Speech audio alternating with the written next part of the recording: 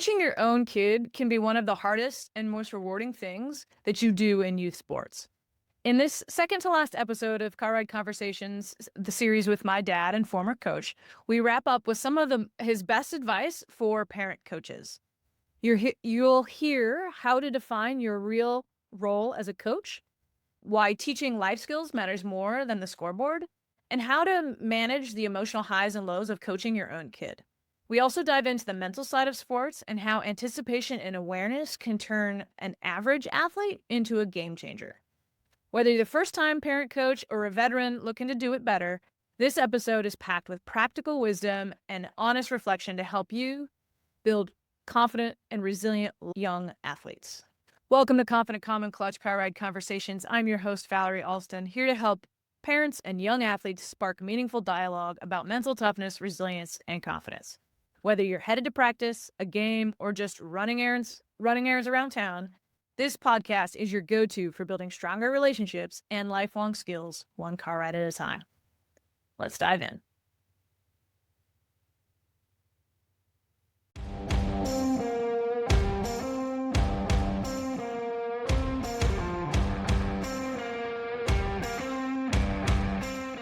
Love to hear, so wrapping up this dialogue about maybe some advice that you would have for other parent coaches, whether this is a first-time parent coach, like you're new, and then maybe a piece of advice for folks that are going to maybe maintain it and how it might need to shift over the years. What are your thoughts? Pop it up.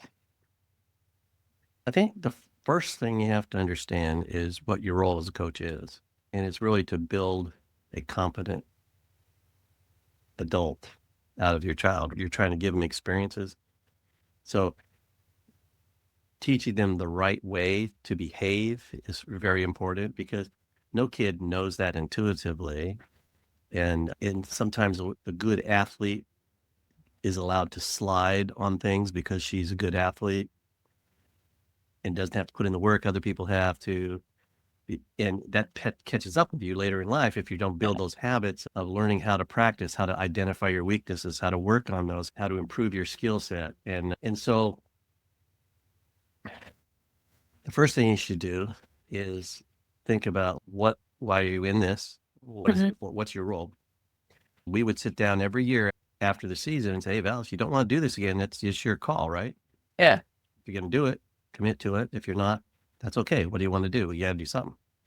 If you're in it because you want to see your daughter win a batting title, then you're probably off base.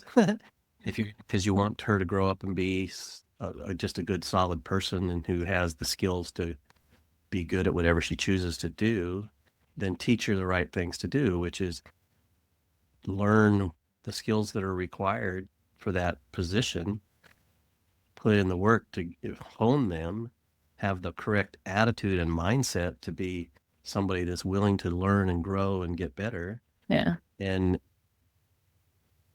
you learn as the parent, I think you're probably the emotional regulator. You have to be the adult. When she's too high, calm her down. When she's too low, pick her up. But it's a combination of when to give them a pat on the back and when to give them a kick in the butt. Yeah. Yeah. And you're not going to be perfect at it. Yeah. But understand that they're kids. It's a game. You're using that game as a methodology for teaching them life skills, and that those skills are more important than the game. So even if you never were a starter on the team, you can learn a lot of valuable skills. Yeah, a lot of role playing or just playing a role, learning how to get good. Because just because you're not starting, and this is important for parents to know too, that just because they're sitting on the bench doesn't mean they're not still learning skills and developing their craft. Yeah, so opportunities. I know that reading in the fast pitch forums and everything, what the angst is over patience is playtime, and he doesn't like my daughter or whatever, that kind of stuff. Again, my answer is control what you can control. You control your effort. You can control your practice habits. You can control your attitude. You can control how effort. It's your body and your mind. And if you're working on all those things, whether that coach recognizes it or not, you're going to still come out the other end as a better person, better player. Yeah. The tough ones are if you're going to be the coach, you've got to be the coach for the whole team.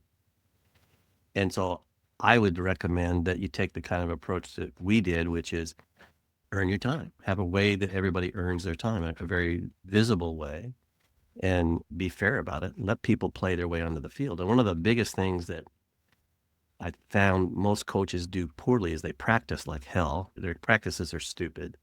And if you line everybody up at shortstop and hit 3 balls to the left, 3 balls to the right, throw them to first base, everybody can do it. Yeah. Somebody might miss a ball here and there. And they say, oh, look, this person can do it. But then in the real game, they don't know which direction it's going. Can't anticipate where the ball's going and never gets to a live ball. They go, okay, he's going to hit 2 to the left, 2 to the right. Yeah. So they have the pattern. They know where to move their feet.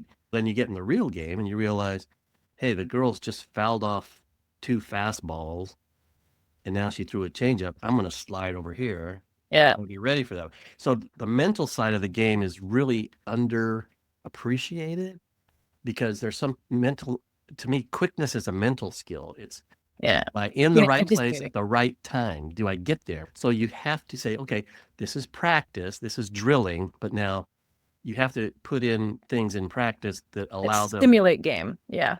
Game simulation where you can see who really reacts to the real world and is in the right place. And those may not be the same kid. Yeah. And then that was always what my strength is that, and I don't know if it's because we spent so much time talking strategy and talking the science of the game and that, but that's where I outshone, and probably was why I was able to be successful in college at second base, was because I was not slow, but I wasn't fast. I was kind of that middle level speed, but I got to a lot more balls than other kids who were foot speed faster than me. But I understood how to read a pitch and understanding what, okay, the coach just called drop ball outside. There's only one place a right-handed hitter could hit that well. And so I'm going to take a step in that direction. Or you can read the last 3 at-bats that this person had, they did one thing. So I'm going to just read the odds and I'm going to go in that direction. So yeah, reminding it's definitely, the mental side of it. That's the same thing with there's some very fast runners that are very bad base runners. Terrible base runners. Yeah, because they can't read a ball. They don't lead. Yeah. And so you got a really fast runner and the ball's hitting the gap and she waits till it hits the wall before she starts running. She gets thrown out at home, and somebody else who isn't fast sees what's happening and gets there. So I think that's one of the things that is really hard to build into practice that coaches need to anticipate is let people play. If you don't let them play game speed in game situations, you don't really know what they're going to do. Yeah. And so if this kid's faster so they can play this spot. I remember when you were playing outfield, even for hot stuff, you ran. I got to a lot more things. That their speedy center fielder was over there picking your nose, and you're like, dude, come on, let's go. Yeah. So it's a quickness is that skill where it's quickness, but it's also like just processing, mental. But there's so many small decisions in the game of anticipation of where to go, like even what base do I throw the ball to, where do I slide, where do I back up? If you're standing still on the softball field after the ball is pitched, you're doing something wrong. Yeah. The only one that shouldn't be moving is the catcher. Yeah. And it's all that anticipation and practice of what's to do. And so it's not just quickness, mental quickness, but it's how to win awareness. What do I have to do at this moment to actually get a successful result? Yeah, paying attention to the what next. If the ball comes to me, no matter what sport you play, this is true, soccer, basketball, whatever. If the ball comes to me, like, what should I be looking for? What should I be trying to accomplish? And if you can teach your kids to think in that way, when the ball comes to them, they've got that mental programming of, okay, plan A, gonna do that. Plan A is not available. They defended that, so I'm going to go plan B. Yeah, and there's also a clock in your head that has to be, when you're playing infield especially. Oh, sure. 1, 2, 3, the runner's safe. Yeah, so don't throw it. Save the throw. Yeah. And so you get, if you're fielding a ground ball over here and you've already got to 3, hold it. Or I can't go for the play here. I didn't get it till 2.5. So those are the things that the athletic talent isn't necessarily the mental talent, and it makes a big difference. And that's, I think, one of the reasons our teams were able to outplay superior athletes a lot was because we played smart and we played the right way. Yeah. Coached the mental as well. So like Christina stole second base on the pitcher She was great or on that. I love blocks that. all the time because they were, Yeah. as soon as the shortstop put her head down and walked back to pitch, and she'd go. Yeah. So it's that those players are usually underrated and under evaluated because they're more smart and savvy versus flashy.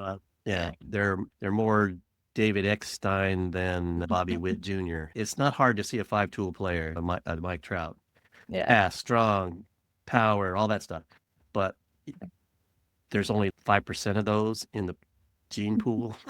So you got to find the kids that grow and will learn with you and are dedicated to it, and they help them.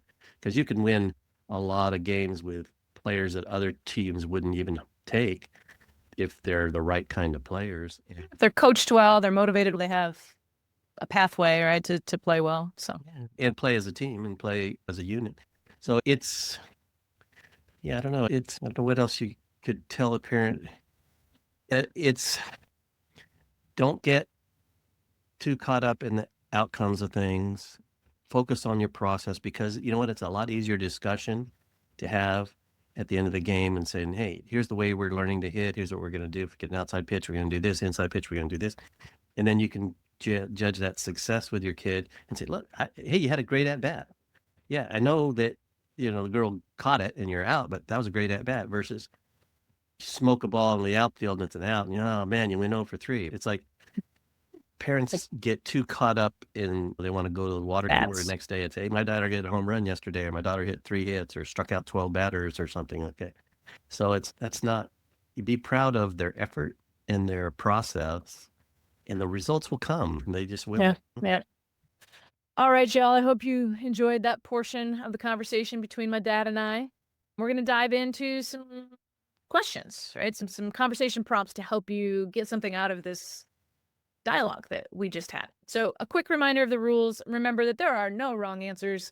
Take turns talking and listening. Try to minimize your distractions as best you can. And remember that you can pause after each individual question and answer it. Or you can just listen to all the questions and discuss whatever strikes your fancy. All right. So let's dive into our first question. When a coach makes a decision you don't like, whether it's about playing time, position, or strategy, how do you usually react? And this is for both parent and kid in the room, all right, or in the car. Parents, how do you think your reactions influence your child's attitude? And kids, what kind of support do you want in these moments? Because it's a fact of life. At some point, if you're playing a team sport, a coach is going to make a decision that's disappointing to you, either about playing time, position, strategy, whatever. And if you don't know how to handle that with grace or with mental toughness and resilience, I can tell you from personal experience, it does not go well. All right. So what does that look like for you? Or what do you think you could do? Second question. What do you think is more important, winning games now or learning skills for the future, and why? Talk about that amongst yourselves. Third question. What's one mental skill, like anticipation or awareness or focus, that you could both practice this week? So, parents, we know modeling these skills is important. What's something you both could work on this week? What's a skill that your kid maybe needs some support using? And especially as a parent coach, somebody who's maybe on the field with them, how could you practice it too as a coach, and how can you help them practice it? Talk amongst yourselves. All right. Our final question of the day is especially for that parent coach. We know sometimes those car rides home can be tough in particular because as the coach, sometimes you want to dive into the strategy and talk through things, but you're also a parent trying to support your individual child, and your kiddo might not be emotionally, mentally ready to have those conversations because they're overwhelmed, they're exhausted, they're excited, they're, right, depending on what's happened at practice or the games, they're not in a learning headspace anymore, all right? And so I want you to think about what is the best way for you guys to talk about effort and learning and next steps without it only being about stats or outcome, and or without completely destroying the car ride. We don't want that car ride to be like an interrogation or this like We don't want it to be brutal, okay? We want that to be whatever it needs to be for you as an athlete and as a parent. Sometimes it's just to decompress. Sometimes you got to completely leave the sport behind and just listen to music, whatever. But specifically, how do you start to talk about some of the tough stuff? Okay. All right, y'all. Remember to keep those conversations rolling and make those car rides count. Thank you again for joining me on Car Ride Conversations. If you found this episode helpful, please share it with somebody that you think would benefit from this conversation, especially some other parent coaches that you have in your life. If you are looking for individual weekly tips, mindset shifts, and conversations to help your athlete stay confident, calm, and clutch, please consider joining my newsletter at www.confidentcalmclutch.com/newsletter. And again, if you have any suggestions or topics that you'd like me to cover, there's a link in the show notes that you can message me directly, or you always have the opportunity to direct message me on Facebook or Instagram at Alston Coaching. And I look forward to hearing from you. All right, y'all. I hope you have a wonderful week. We'll see you next time.